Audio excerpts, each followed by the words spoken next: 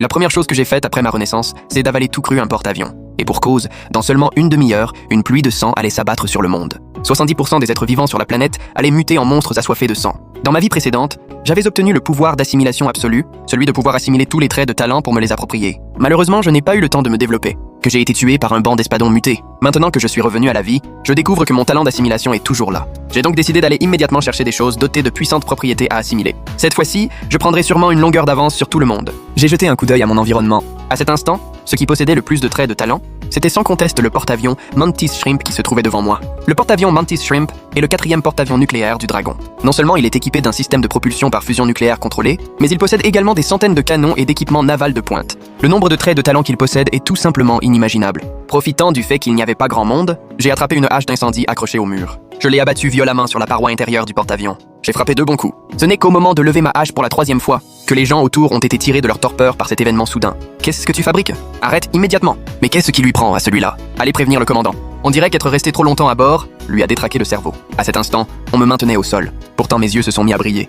car j'ai vu par terre un fragment de porte-avions, gros comme un haricot. C'était un éclat que je venais de faire tomber. Sans me soucier de la saleté, sous le regard incrédule des autres, j'ai tiré la langue et, d'un coup sec, j'ai léché ce morceau de porte-avions pour l'enfourner dans ma bouche. Puis je l'ai avalé d'une traite. Nom d'un chien, arrêtez-le. Ouvrez-lui la bouche de force. Emmenez-le d'abord à l'infirmerie. Sinon ce truc va lui perforer l'œsophage et l'estomac. Il va y passer. Mon geste a finalement semé un léger désarroi parmi ces quelques marins. Avaler un morceau de métal irrégulier. Au début, ça m'a effectivement cisaillé l'intérieur. Comme il l'avait dit, j'avais l'impression que mon œsophage était déchiré. Ça brûlait atrocement, mais je n'étais pas inquiet. Parce que mon talent d'assimilation absolue commençait déjà à faire effet. Dans mon esprit, j'ai vu apparaître une longue liste dense de traits de talent. Assimilation du porte-avions. Obtention réussie des traits de talent.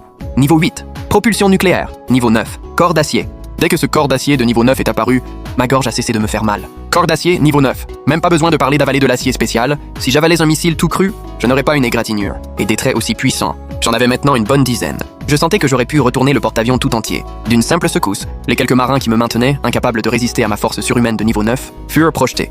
Je m'étais libéré de leur emprise sans aucune difficulté. Il ne restait plus que quelques minutes avant le début de la mutation globale. Il fallait que j'aille immédiatement sur le pont, car je me souvenais qu'au tout début de la mutation, dans ma vie antérieure, le groupe aéronaval du Mantis Shrimp avait croisé la route d'un baleine à bosse muté. Cette fois-ci, c'est moi qui m'occuperai de ce monstre. J'ai serré le poing, et d'une seule enjambée, je me suis élancé, fonçant vers le pont du porte-avions.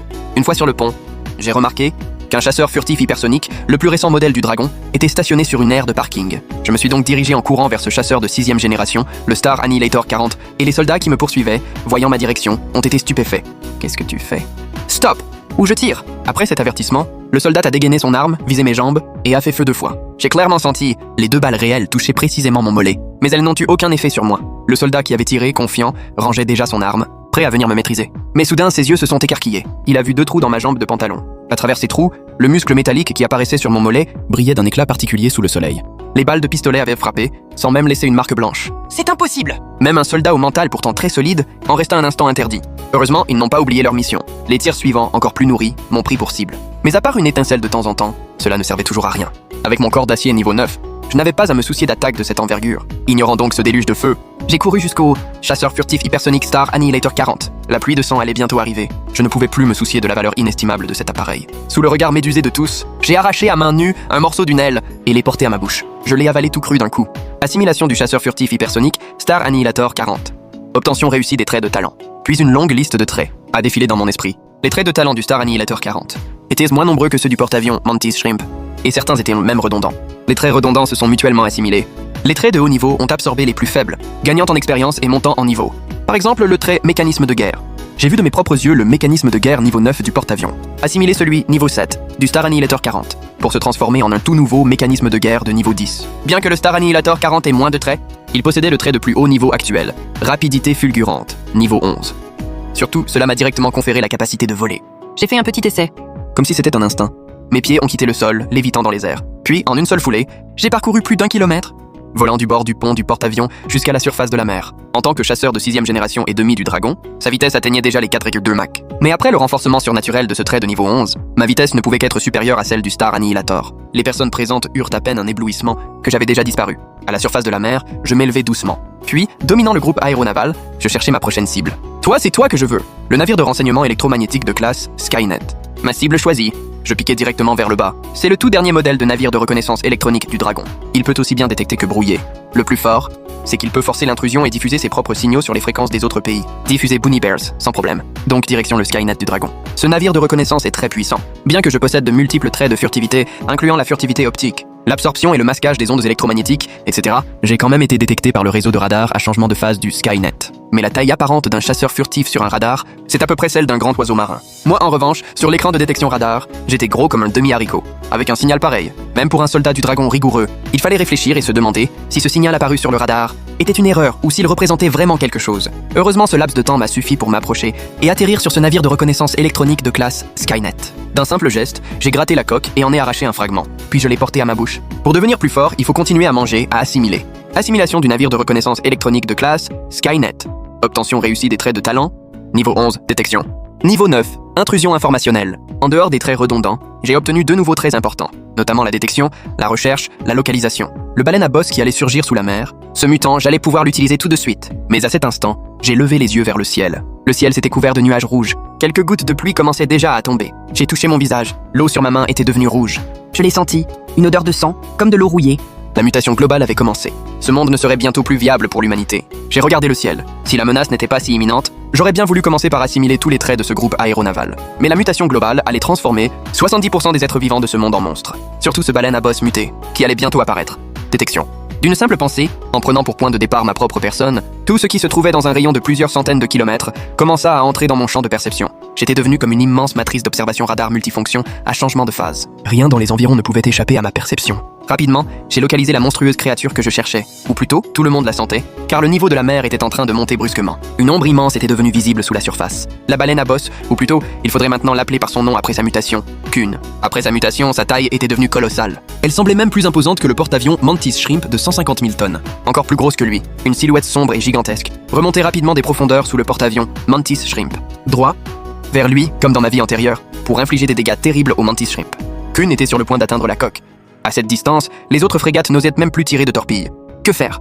On laisse ce monstre percuter le navire? Est-ce que la coque de notre porte-avions peut résister à un tel choc? Dans le poste de commandement, on sentait déjà les violentes turbulences de l'eau sous la coque. Le commandant fixait des yeux les écrans de contrôle, mais la collision tant redoutée ne se produisait pas.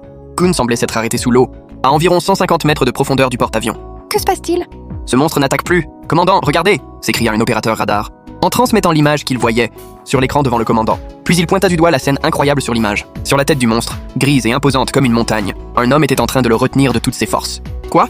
C'est un homme ou un autre monstre? Même le commandant, pourtant réputé pour son sang-froid, se frotta les yeux pour vérifier s'il ne se trompait pas. Moi, j'avais désormais une apparence bien différente d'avant. Cheveux gris, pupilles argentées, 2 énormes canons métalliques dépassaient de mes épaules, pendant de chaque côté. L'activation des traits de talent avait commencé à transformer certaines parties de mon corps vers quelque chose de mécanique.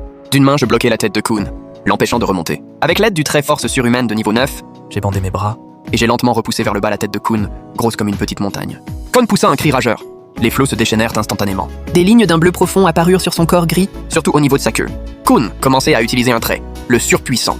Sa puissance doubla soudain. Puis sa queue frappa violemment le fond marin. Une énergie déchaînée se rua sur moi. Dans le poste de commandement du porte-avions, le commandant et son état-major écarquillèrent les yeux, en voyant un autre porte-avions apparaître comme par magie derrière moi. Puis il percuta violemment la tête de Kuhn. J'en profitai pour activer le trait propulsion nucléaire. Une lueur bleutée recouvrit instantanément tout le porte-avions. Force surhumaine, plus un porte-avions de 150 000 tonnes, plus la propulsion nucléaire. À cet instant, c'était comme si je forçais un bœuf rétif à boire de force. Je refoulai Kuhn qui voulait se rebeller. Puis d'une accélération, je me suis rué sur son ventre. D'une main, je soulevai son corps relativement mou et le fis remonter vers la surface. Les traits, rapidité fulgurante et fendeur de flot s'activèrent. Le porte-avions derrière moi déploya 4 immenses ailes métalliques et 2 groupes de propulseurs. Avec en plus la force herculéenne du porte-avions, je tirai le corps massif de Kuhn hors de l'eau. Commandant, qu'est-ce que je vois là? Le porte-avions Mantis Shrimp est en train de voler dans le ciel. Bonté divine. Dans le groupe aéronaval, les marins sur chaque frégate et croiseur assistèrent à la scène. Une scène inoubliable. Le porte-avions Mantis Shrimp s'envolait. Le porte-avions, avec le monstre, s'éleva verticalement à des milliers de mètres d'altitude. Un long moment passa. Sur une frégate, le commandant, le stylo tremblant, baissa les yeux vers le radar devant lui et dit « Bon sang, ce n'est pas notre Mantis Shrimp. Notre porte-avions est toujours à la surface. Qu'est-ce que c'est que ce truc alors ?» Les marins autour se sont approchés. L'écran radar montrait clairement leur Mantis Shrimp. Le porte-avions, immobile à la surface. Ce qui était dans les airs, c'était une présence inconnue. Il était en train de pousser le monstre vers les hauteurs. Hors de l'eau, Kuhn tentait de se débattre. Mais il était clair que loin de la mer, ses capacités et sa force s'affaiblissaient. Impossible de se libérer. Commandant, le monstre est à distance de sécurité. On peut tirer les missiles. Commandant, donnez l'ordre de concentrer les tirs. Tous les commandants des différents bâtiments attendaient l'ordre du commandant du navire amiral. À cet instant, ils savaient tous que cette altitude de plus de 10 000 mètres était très sûre, une occasion en or pour lancer toutes sortes de missiles et concentrer les tirs. « Commandant, donnez l'ordre !» Encore un peu. Celui qui nous aide est toujours sous le monstre. Je pense qu'on devrait l'abattre avec. Même si cet homme étrange a l'air de nous avoir aidé à régler le problème Kun, on ne peut pas être sûr s'il est ami ou ennemi. Dans le navire amiral, le commandant tout sauta doucement et agita la main, pour faire taire cette proposition un peu absurde. Puis il dit « Nous, aux dragons, ne poignardons jamais les nôtres dans le dos. Mettez toutes les pièces d'artillerie en préactivation, prêtes à fournir un appui à tout moment.